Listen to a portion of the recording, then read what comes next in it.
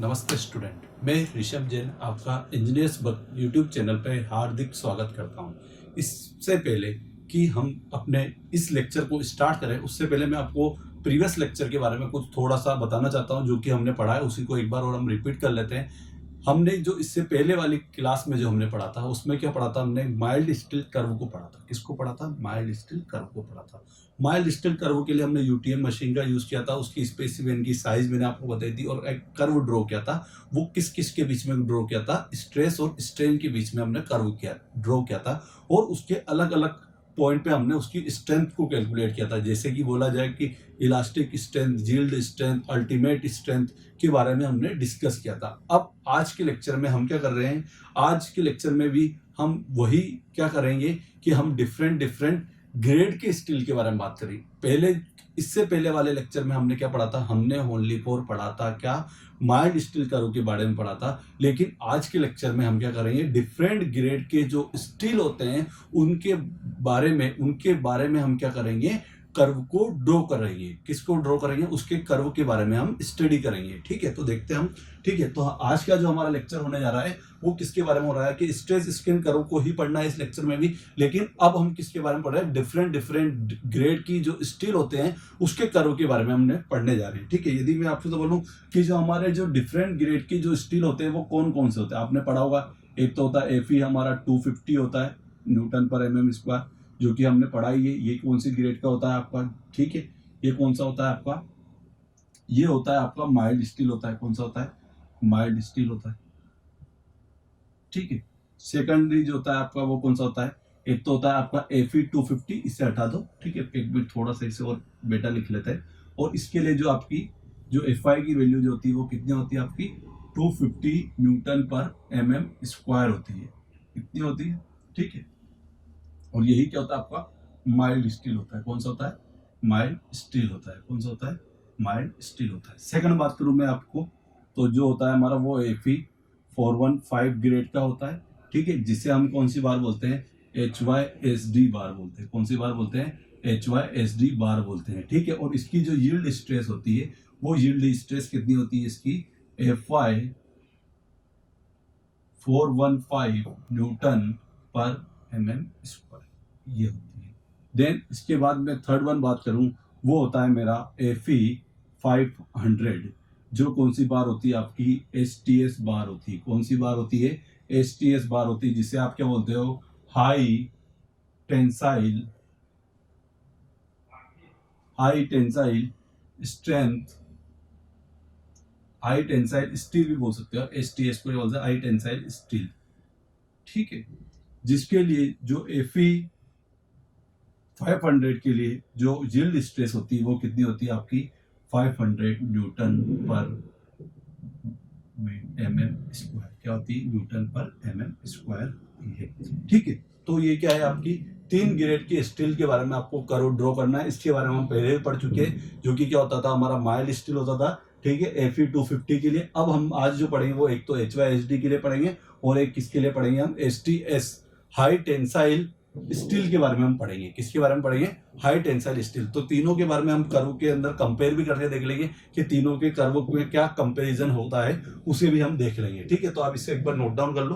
Then फिर मैं इसे इरेज करके मैं क्या करता हूँ? उसका कर्व ड्रॉ कर देता हूँ डिफरेंट ग्रेड के स्टील का। ठीक है, नोट डाउन कर लिया होगा या फिर स्क्रीनशॉट ले सकते हैं आप। ठीक है, तो इसका कर्व ड्रॉ करते हैं। किस किस का? एक तो हमारा STS बार का, एक माइल्ड स्टील बार का, और एक कौन सी? हमारी HYSD बार का। ठीक है, तो जो हमारा कर्व जो ड्रॉ होता है वो किस किस के बीच में होता है? एक तरफ तो होता है हमारी स्ट्रेस होती है और एक तरफ क्या होती है? हमारी स्ट्रेन होती है। ठीक है, तो कर्व ड्रॉ कर लेते हैं। ठीक है, कुछ इस टाइप से ये कुछ है। इस डायरेक्शन में मेरी क्या है? स्ट्रेन है। क्या है? मेरी स्ट्रेन है। जबकि इस डायरेक्शन में क्या होती है? मेरी स्ट्रेस होती है। क्या होती है? मेरी स्ट्रेस होती है। क्या होती है? मेरी स्ट्रेस होती है। और स्ट्रेस को ही क्या बोलते हैं? हम प्रतिबल बोलते हैं। ठीक है, इसकी यूनिट जो होती है न्यूटन पर एमएम स्क्वायर होती है। जबकि इसको हम क्या बोलते हैं? विकृति बोलते हैं, या फिर क्या बोलते हैं? हम स्ट्रेन बोलते हैं। क्या बोलते हैं? हम स्ट्रेन बोलते हैं। ठीक है, अब इसके कर्व को यदि हम ड्रॉ करें तो कंप्लीटली कुछ इस टाइप से। ये जो मैं कर्व ड्रॉ कर रहा हूं सबसे पहले, वो कौन सा है? हमारा माइल्ड स्टील कर्व है। कौन सा कर्व है? ये तो हमारा कौन सा है? एफई जो कि हम पहले भी पढ़ चुके हैं इससे पहले बिफोर लेक्चर में। ये किसके लिए? Fe 250 वाला है, जिसकी यील्ड स्ट्रेस कितनी होती है हमारी? 250 न्यूटन पर mm स्क्वायर होती है। और ये कौन सा होता है हमारा? ये तो होता है हमारा माइल्ड स्टील होता है। कौन सा होता है? माइल्ड स्टील होता है। कौन सा होता है? माइल्ड स्टील होता है। अब जो सेकंड जो ड्रॉ करेंगे वो कौन सा होगा हमारा? HYSD बार वाला। कौन सा ड्रॉ करेंगे अपन? HYSD बार वाला, जिसे हम क्या बोलते हैं? हाई यील्ड स्ट्रेंथ डिफॉर्म बार के का कर्व ड्रॉ करेंगे। वो भी कंप्लीटली इलास्टिक लिमिट तक तो कुछ ऐसा ही चलेगा, लेकिन देन वो कुछ इस टाइप से होगा। ठीक है, वो सेम पैटर्न, ये पैटर्न जो है वो किसके है? हमारे माइल्ड स्टील के लिए। जबकि जो दूसरा पैटर्न जो है वो किसके लिए? हमारा दूसरा पैटर्न जो है वो HYSD बार का है। किसका? हमारा HYSD बार का है। किसका बार का है? HYSD बार का है। देन थर्ड वन जो होगा हमारा, वो भी सेम यहीं से स्टार्ट होगा, 0 से स्टार्ट होगा और इलास्टिक लिमिट तक। कहां तक? इलास्टिक लिमिट तक तीनों ही ग्रेड के स्टील की जो स्ट्रेस की वैल्यू है और स्ट्रेन की वैल्यू है वो सिमिलर होगी। ठीक है, देन वो कैसे? कंटिन्यूअसली बढ़ते हुए कुछ इस टाइप से होगा। और ये कौन सा होगा? हमारी STS स्टील होगा। कौन सा स्टील होगा आपका? STS स्टील होगा। क्या बोल सकते हो इसे? STS स्टील बोल सकते हैं, या फिर इसे हम बोल सकते हैं, क्या बोल सकते हैं इसे? हाई टेंसाइल स्टील बोल सकते हैं। कौन सा बोल सकते हैं? हाई टेंसाइल स्टील बोल सकते हैं। ठीक है, तो ये कर्व डिफरेंट ग्रेड के लिए मैंने क्या कर दिया है? स्ट्रेस स्ट्रेन कर्व को ड्रॉ कर दिया है। यदि आपसे बोला जाए कि माइल्ड स्टील के लिए, तो माइल्ड स्टील के लिए इस टाइप का कर्व होगा, जबकि हमारी HYSD बार के लिए कुछ इस टाइप का होगा, जबकि STS हाई टेंसाइल स्ट्रेंथ के लिए इस टाइप का हमारा कर्व का पैटर्न होगा। ठीक है, अब इसके अंदर समझने वाली बात एक चीज ये है कि भले वो ग्रेड कैसी भी हो, भले वो ग्रेड Fe 250 वाला भी हो, भले वो 415 ग्रेड का भी हो, या फिर भले वो 500 वाला भी हो, लेकिन उनकी जो हमारी जो हमारी इस पॉइंट तक, इलास्टिक पॉइंट तक, कौन से पॉइंट तक? इलास्टिक पॉइंट तक। कौन से पॉइंट तक की बात कर रहा हूं मैं आपसे? इलास्टिक पॉइंट तक स्ट्रेस और स्ट्रेन की वैल्यू क्या होगी? सेम होगी। स्ट्रेस और स्ट्रेन की वैल्यू सेम होगी। अब स्ट्रेन की वैल्यू यदि सेम होती है और स्ट्रेस की वैल्यू सेम होती है, तो इससे क्या होगा कि तीनों ही टाइप के स्टील के लिए जो मॉडुलस ऑफ इलास्टिसिटी जो होगी, मॉडुलस ऑफ इलास्टिसिटी जो होगी ई, वो क्या होगी? सेम होगी। क्या होगी? सेम होगी। वो चेंजेबल नहीं होगी। तीनों के लिए ही जो मॉडुलस ऑफ इलास्टिसिटी होगी वो कितनी होगी? हम पढ़ चुके हैं प्रीवियस लेक्चर में, 2.05 इंटू 10⁵ न्यूटन पर mm स्क्वायर होता है, या फिर इसी को हम क्या बोल सकते हैं? 2.05 इंटू 10⁵, इसे हम मेगा पास्कल भी बोल सकते हैं। तो क्या होगा? तीनों ही स्टील के लिए जो होगा आपकी मॉडुलस ऑफ इलास्टिसिटी, आपके पास जब भी स्टील आता है तो हमेशा आप 2.05 इंटू 10⁵ न्यूटन पर mm स्क्वायर लिखते हैं, और कोई दूसरा भले ग्रेड का हो तो भी आप 2.05 इंटू 10⁵ न्यूटन पर mm स्क्वायर लिखते हैं। तो उसका रीजन क्या है कि इलास्टिक पॉइंट तक, और हम इलास्टिक पॉइंट तक के लिए ही डिस्कस करते हैं, क्योंकि जो हमारा हुक्स लॉ जो होता है, और वो हुक्स लॉ क्या कहता है कि जो हमारा स्ट्रेस होता है वो क्या होता है? प्रोपोर्शनल होता है किसके? स्ट्रेन के प्रोपोर्शनल होता है। और जब इस प्रोपोर्शनल के साइन को जब हम हटाते हैं तो यहाँ पे हमें क्या मिलता है? ई मिलता है। और यही क्या होता है? हमारा मॉडुलस ऑफ इलास्टिसिटी। और यही ई क्या है? हमारा मॉडुलस ऑफ इलास्टिसिटी। और तीनों ही टाइप के मटेरियल के लिए जो ई पॉइंट तक, जो हमारा इलास्टिक पॉइंट तक जो है, जो इलास्टिक पॉइंट तक हमें जो क्या मिला है? स्ट्रेस और स्ट्रेन की जो वैल्यू मिली है वो तीनों ही ग्रेड के लिए क्या मिली है? सेम मिली है। इसलिए क्या होता है कि ई की वैल्यू डिफरेंट ग्रेड के स्टील के लिए क्या होती है? सेम ही होती है। डिफरेंट ग्रेड के स्टील के लिए भी ई की वैल्यू सेम होगी, और वो कितनी होगी? 2.05 इंटू 10⁵ न्यूटन पर mm स्क्वायर, या फिर आप क्या बोल सकते हो? मेगा पास्कल बोल सकते हो। ठीक है, तो अभी तो हमने क्या पढ़ा है? स्टील के ही कर्व पढ़े हैं, और स्टील के कर्व के अंदर क्या पढ़ा है? हमने डिफरेंट ग्रेड के स्टील के कर्व पढ़े। अब जो हम पढ़ने जा रहे हैं वो क्या करेंगे? हम स्ट्रेस स्ट्रेन कर्व को ही पढ़ना है, लेकिन अब हम क्या करेंगे? डिफरेंट मटेरियल के बारे में पढ़ेंगे। किसके बारे में पढ़ेंगे? हम डिफरेंट मटेरियल के बारे में स्ट्रेस और स्ट्रेन के कर्व को डिस्कस करेंगे। ठीक है, तो अब हम नेक्स्ट हेडिंग डाल सकते हैं। इसका यदि आप स्क्रीनशॉट लेना चाहते हो तो स्क्रीनशॉट ले लें, या फिर इसे आप नोट डाउन कर लें। अब जो हम पढ़ेंगे इसके बाद हम क्या पढ़ेंगे? डिफरेंट टाइप्स के मटेरियल के स्ट्रेस और स्ट्रेन के कर्व को पढ़ेंगे। ठीक है, तो इसे मैं इरेज कर देता हूं। ये बात जरूर याद रखना कि कोई भी ग्रेड का स्टील होता है तो उसकी जो मॉडुलस ऑफ इलास्टिसिटी जो होती है वो सेम ही होती है। और उसका रीज़न आप बता सकते हो कि हुक्स लॉ जहाँ तक एप्लीकेबल होता है या फिर इलास्टिक लिमिट तक तीनों के ही ग्रेड की जो वैल्यू होती है, तीनों ही ग्रेड के स्टील की जो वैल्यू होती है वो क्या होती है, सेम होती है। जिससे कि क्या होता है कि हम यदि उसकी मॉडुलस ऑफ इलास्टिसिटी निकालते हैं तो क्या होता है, तीनों के लिए सिमिलर होता है। क्या होता है, सिमिलर होता है। और वो कितना होता है हमारा, वो होता है हमारा 2.05 इंटू 10⁵ न्यूटन पर mm स्क्वायर। अब जो हम पढ़ेंगे वो क्या पढ़ेंगे अपन, स्ट्रेस स्ट्रेन कर्व भी पढ़ना है ऑफ डिफरेंट मटेरियल। ठीक है, ऑफ डिफरेंट मटेरियल के बारे में हम पढ़ेंगे। किसके बारे में पढ़ेंगे, ऑफ डिफरेंट मटेरियल के बारे में पढ़ेंगे।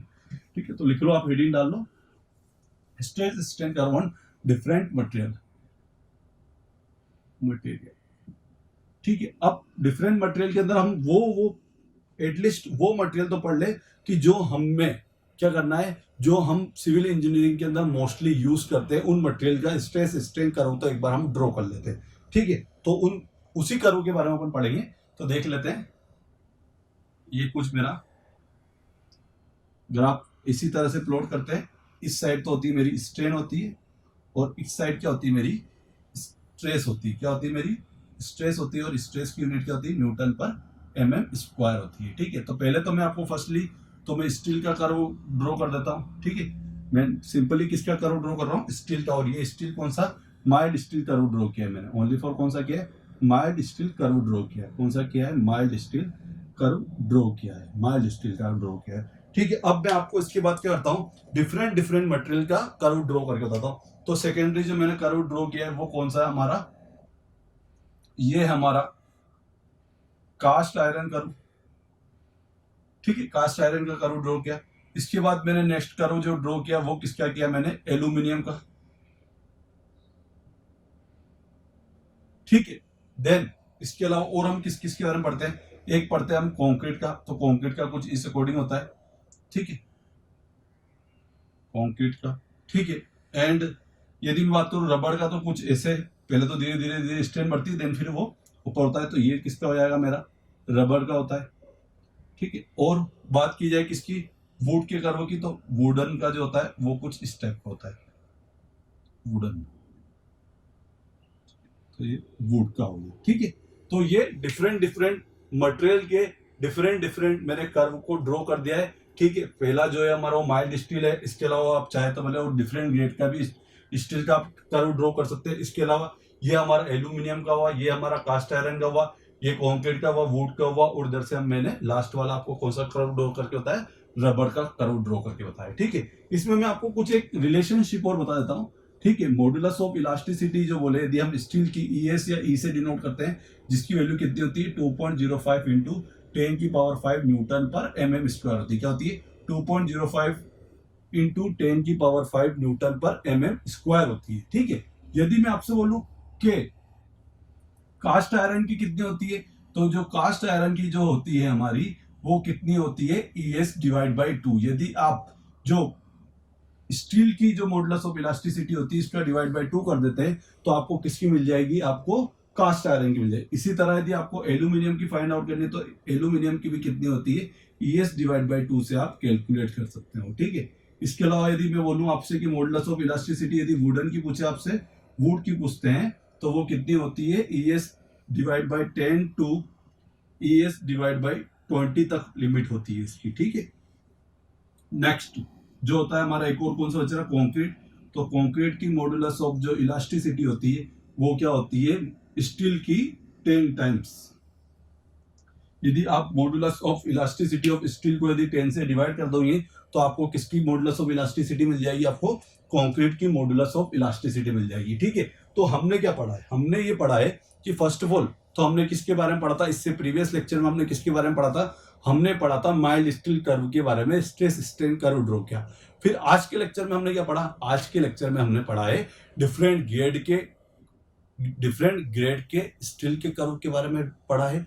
देन इसके बाद फिर मैंने किसके बारे में बताया अभी आपको, वो बताया डिफरेंट मटेरियल का stress and strain curve draw किया। एंड देन मैंने फिर आपको कुछ ये रिलेशनशिप बता दिया, यदि आपको नहीं भी दिया हो तो आप डायरेक्टली इसे कैलकुलेट कर सकते हो कि यदि आपको कास्ट आयरन का यदि क्वेश्चन में न्यूमेरिकल में नहीं दिया हो तो आप डायरेक्ट जो modulus of elasticity of steel होती है उसको डिवाइड बाय 2 कर देना, तो आपको क्या मिल जाएगा, आपका कास्ट आयरन के मिल जाएगा। इसी तरह यदि आपसे पूछ सकता है क्वेश्चन में भी कि जो modulus of elasticity of concrete जो होती है वो कितनी होती है, आपके स्टील का 10 टाइम्स होती है। 10 के आप डिवाइड कर देना, देन आपको किसका मिल जाएगा, आपको modulus of elasticity of concrete के बारे में पता चल जाएगा। ठीक है, ये तो हो गया हमारा mild steel curve, stress strain curve. हमने पहले तो किसके बारे में पढ़ लिया, माइल्ड स्टील के बारे में पढ़ लिया, देन फिर हमने डिफरेंट ग्रेड के बारे में पढ़ लिया, हम डिफरेंट मटेरियल के बारे में पढ़ लिया। अभी मैं आपको क्या करता हूँ, 2-5 एक कर्व और ड्रॉ करके बताता हूँ कि यदि इस कर्व को आप कौन सा लीनियर कर्व बोलोगे, किसको आप नॉन लीनियर कर्व बोलोगे, किसको आइडियली रिजिड बोलोगे, किसको आइडियली फ्लूइड बोलोगे, किसको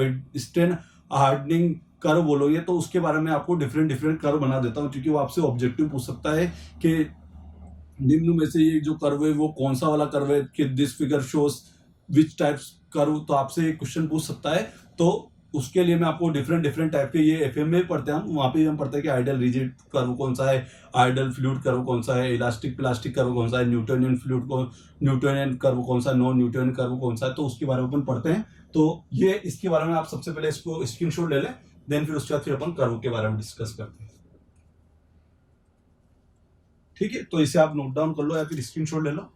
तो अब हमें क्या पढ़ना है, डिफरेंट टाइप्स के स्ट्रेस स्ट्रेन कर्व को पढ़ना है। तो मैं आपको एक एक डिफरेंट टाइप के कर्व को ड्रॉ करता हुआ चलता हूँ। ठीक है, तो देखो जैसे यदि आपका इस टाइप का ड्रॉ होता है, ठीक है, ऑब्वियसली एक तरफ तो हमारा स्ट्रेस होगा और एक तरफ तो हमारा स्ट्रेस होगा और एक तरफ क्या होगी, हमारी स्ट्रेन होगी।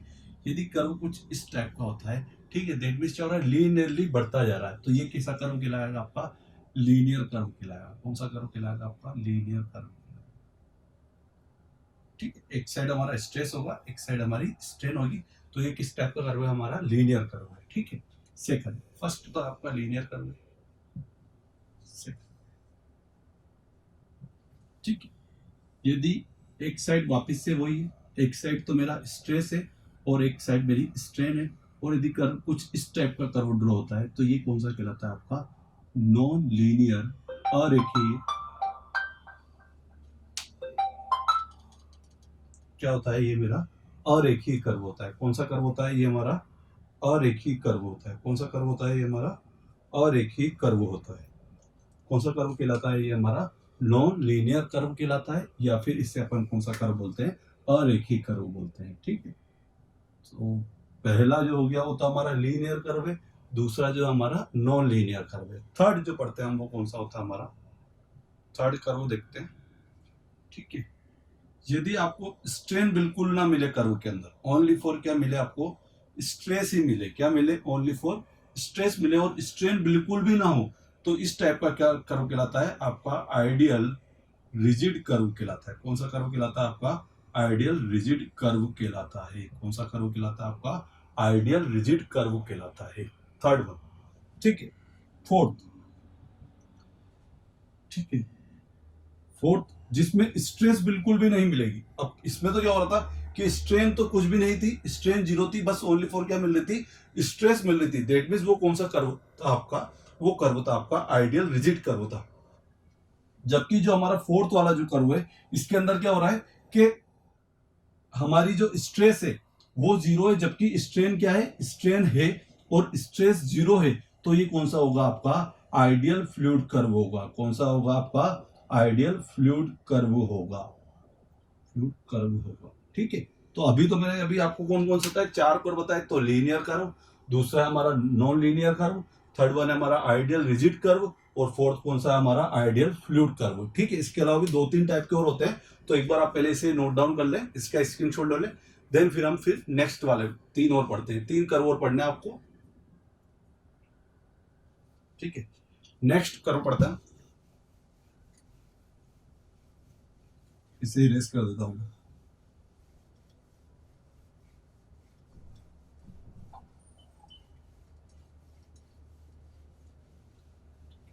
नेक्स्ट पढ़ते हैं हम, ठीक है, फोर्थ वन पढ़ते हैं कि फोर्थ कौन सा है हमारा। ठीक है, फोर्थ तो हो गया था, फिफ्थ पढ़ते हैं। ठीक है, यदि इस टाइप का यदि कर्व बनेगा तो ये कैसा होगा, परफेक्ट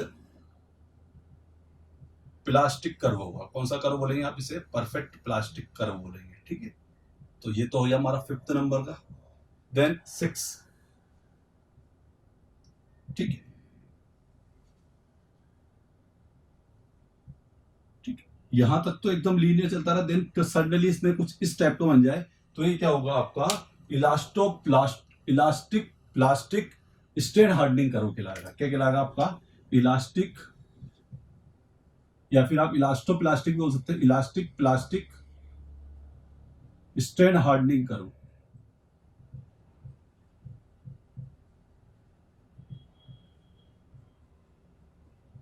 एंड देन लास्ट ये 6 नंबर का हो गया। और 7 जो है आपका, वो तो आप पढ़ते हो इलास्टिक प्लास्टिक कर्व, जो कुछ इस टाइप का होगा आपका।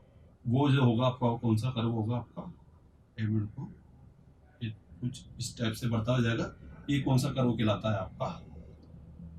Elastic plastic curve. कौन सा कर्व कहलाता है? इलास्टिक प्लास्टिक कर्व कहलाता है। ठीक है, तो ये 6 से 7 टाइप के क्या होते हैं आपके डिफरेंट टाइप के कर्व होते हैं। मैंने बता दिया, यदि लीनियर चल रहा है एकदम, जैसे स्ट्रेस बढ़ रही वैसे वैसे स्ट्रेन बढ़ रही, तो वो आपका लीनियर कर्व कहलाएगा। लेकिन जैसे ही कुछ वेरिएशन हो रहा है, स्ट्रेस कम बढ़ रही है और स्ट्रेन ज्यादा हो रही है, तो वो नॉन लीनियर में हो जाएगा, अरेखीय हो जाएगा। आइडियल रिजिड के अंदर क्या होगा? आइडियल रिजिड के अंदर आपसे पूछ सकता है कि आइडियल रिजिड कर्व के अंदर स्ट्रेन की वैल्यू कितनी होती है? स्ट्रेन बिल्कुल भी नहीं होगी, ओनली फॉर स्ट्रेस की वैल्यू होगी। और आइडियल फ्लूइड के अंदर क्या होगा? स्ट्रेस की वैल्यू 0 होगी, जबकि स्ट्रेन की वैल्यू आएगी। देन इसके बाद फिर मैंने आपको कौन सा होता है? परफेक्टली प्लास्टिक कर्व होता है। देन फिर उसके बाद फिर मैंने आपको इलास्टोप्लास्टिक स्ट्रेन हार्डनिंग कर्व होता है। और देन फिर लास्ट वाला कौन सा आपका? इलास्टिक प्लास्टिक कर्व बताया है। ठीक है, तो ये 7 टाइप के कर्व होते हैं। ठीक है, तो यहाँ पे हमने स्ट्रेस स्ट्रेन के कंप्लीटली जितने भी कर्व बनते हैं हमने उसके बारे में डिस्कस कर लिया है कि स्ट्रेस और स्ट्रेन के कौन कौन से मटेरियल के भी आप पे भी पढ़ लिया हमने, डिफरेंट मटेरियल के भी आप पे पढ़ लिया। स्टील के अंदर बात करें तो डिफरेंट ग्रेड की स्टील के बारे में बात कर लिया। एंड देन माइल्ड स्टील को तो हमने completely step by step 1 point के बारे में हमने डिस्कस कर लिया था, जिसके अंदर क्या इससे पहले वाले लेक्चर में हमने डिस्कस किया है। यदि आपने नहीं पढ़ा तो प्रीवियस वाले लेक्चर को जाके देख ले एक बार, जिसके अंदर हमने कंप्लीट बताया कि इसका 0 to A कितना होता है, 0 to B कितना होता है, C से C डैश पॉइंट कैसे आता है, C से D वाला पॉइंट कैसे आता है, D से E पॉइंट क्या कहलाता है, और E से F वाला हमारा जो रीजन है वो कौन सा कहलाता है। ठीक है, तो ये तो बात हुई हमारा स्ट्रेस और स्ट्रेन की बात होगी। ठीक है, यदि मैं आपसे पूरा वापस से एक बार और रिपीट करूँ कि हमने क्या क्या पढ़ा था, तो पहले जो हमारा सबसे फर्स्ट लेक्चर जो होता था उसके अंदर हमने मैकेनिकल प्रॉपर्टीज पढ़ी थी, डिफरेंट टाइप के मटेरियल पढ़े थे। देन फिर उसके बाद हमने सेकंड लेक्चर में हमने डिफरेंट लोड्स को पढ़ा। थर्ड वन लेक्चर में हमने क्या पढ़ा? स्ट्रेस स्ट्रेन को पढ़ा। फोर्थ लेक्चर के अंदर हमने किसको पढ़ा? हुक्स लॉ को पढ़ा। और फिफ्थ लेक्चर के अंदर हमने किसको पढ़ा था? माइल्ड स्टील कर्व को पढ़ा था। और देन 6 वाले कर्व में हमने डिफरेंट ग्रेड के और डिफरेंट मटेरियल के क्या पढ़ा? हमने स्ट्रेस स्ट्रेन कर्व को पढ़ा। अब जो नेक्स्ट जो क्लास होगी आपकी, जो नेक्स्ट जो क्लास पढ़ेंगे, इसके अंदर हम क्या पढ़ेंगे? इलास्टिक कांस्टेंट के बारे में पढ़ेंगे, जिसके अंदर क्या होगा? मॉडुलस ऑफ इलास्टिसिटी, जो कि हमने पहले पढ़े, क्योंकि वो तो हुक्स लॉ के द्वारा दिया हुआ है। देन इसका मॉडुलस ऑफ रिजिडिटी पढ़ेंगे, बल्क मॉडुलस पढ़ेंगे, और पॉइजन रेशियो को पढ़ेंगे। देन फिर उसके बाद फिर हम क्या पढ़ेंगे? कोई भी हमारी जो बार होगी वो डिफरेंट साइज और शेप की होगी, उसका हम क्या कैलकुलेट करना सीखेंगे, डिफॉर्मेशन कैलकुलेट करना सीखेंगे। देन फिर उसके बाद लास्ट जो हमारा टॉपिक होगा वो कौन सा होगा? हमारा टेम्परेचर स्ट्रेस होगा, जिसपे हमारा जो फर्स्ट यूनिट है, स्ट्रेंथ ऑफ मटेरियल की जो फर्स्ट यूनिट है वो हमारा कंप्लीट हुआ है। देन फिर उसके बाद फिर हम पढ़ेंगे डिटर्मिनेट इनडिटर्मिनेट स्ट्रक्चर के बारे में पढ़ेंगे। देन फिर उसके बाद हम बीम को पढ़ेंगे। देन फिर उसके बाद आगे कंटिन्यू पढ़ते चले जाएंगे। ठीक है, ये आपके कंप्लीटली बाय स्टेप हम हर एक लेक्चर को आप देखिए, और उसके अंदर आप जितना भी जो भी डाउट होते हैं आप उसको क्या करें, मैं आपसे हर लेक्चर में बोल रहा हूँ कि आपको यदि कोई डाउट होता है तो आप उसको क्या करें? कमेंट बॉक्स में डालिए। उसका फिर आंसर मैं आपको फिर जब भी कोई लेक्चर होगा और जिसके अंदर मैंने उसको रीड किया होगा, तो मैं आपको उस लेक्चर के अंदर मैं आपको उसके डाउट को या आपकी उस प्रॉब्लम को मैं क्या करूंगा? सोल्व करके बताऊंगा। ठीक है, ये कंप्लीटली हो गया। और आपका ये जो पूरा का पूरा जो मेरे द्वारा जो आपको इंजीनियर्स बक यूट्यूब चैनल पे, भले वो चाहे इलेक्ट्रिकल ब्रांच के हो चाहे भले वो सिविल ब्रांच के हो, आपको वो कंप्लीट सिलेबस करके देगा, जो कि आपके आने वाले अपकमिंग एग्जाम, जो कि चाहे वो एसएससी एग्जाम हुआ, चाहे वो आपका आरएस एमएसएसबी वाला एग्जाम हुआ, या फिर चाहे अदर फर्दर यदि कोई भी और दूसरे स्टेट बोर्ड के यदि कोई एग्जाम होते हैं, तो उसके लिए क्या होगा? आपके लिए यूजफुल होगा और आपको एग्जाम के अंदर बहुत अच्छे मार्क्स दिला सकता है। ठीक है, सेकंड चीज, ठीक है, तो आप इस यूट्यूब चैनल पर, और मैं जो पढ़ा रहा हूँ या फिर इलेक्ट्रिकल इंजीनियरिंग वाले जो सर पढ़ा रहे हैं वो क्या है, अभी हम पूरा एकदम सेम सिलेबस पैटर्न को लेके चल रहे हैं, जो कि किसके लिए, भले वो डिप्लोमा वाले स्टूडेंट हुए, चाहे वो बीटेक वाले स्टूडेंट हुए, दोनों के लिए ही क्या है यूजफुल है। कुछ चीज़ जो होती है हम वो बोर्ड पे लिख देते हैं, कुछ चीज़ जो मैं होती है वो चीज़ तो मैं आपको क्या कर देता हूँ, बोर्ड पे लिख देता हूँ, ठीक है। और कुछ चीज़ होती है जो मैं आपको डायरेक्ट डिक्टेट कर देता हूँ। तो आप इसको कंटिन्यूअसली, भले वो डिप्लोमा वाला बच्चा हुआ, चाहे वो बीटेक वाला बच्चा हुआ, इसको पढ़ सकता है, समझ सकता है, ठीक है। तो आज की क्लास को अपन इसे यही एंड करते हैं। देन नेक्स्ट क्लास के अंदर हम क्या पढ़ेंगे, इलास्टिक मॉडुलस के बारे में पढ़ेंगे। देन उसके बाद फिर हमें एक 2-4 डेफिनेशन और पढ़नी है, जिसके अंदर हमारा होमोजीनियस हुआ, आइसोटोपिक हुआ, एन आइसोटोपिक हुआ, उसके बारे में पढ़ना है। देन फिर उसके बाद 1-2 डेफिनेशन और बच रही है, जिसके बारे में एंड्योरेंस लिमिट क्या होती है वो मुझे आपको बतानी है। तो हम उसके बारे में डिस्कस करेंगे, फिर मॉडुलस ऑफ इलास्टिसिटी और आगे ही चीज पढ़ेंगे। आज के लेक्चर को अपन यही एंड करते हैं। आई होप आपको ये लेक्चर हमारे पसंद आ रहे हो, ये इंजीनियर्स बग के द्वारा जो आपको लेक्चर प्रोवाइड कराए जा रहे हैं, ठीक है। तो आप इनके साथ, हमारे यूट्यूब चैनल के साथ आप बने रहिए, ठीक है। जय हिंद, जय भारत।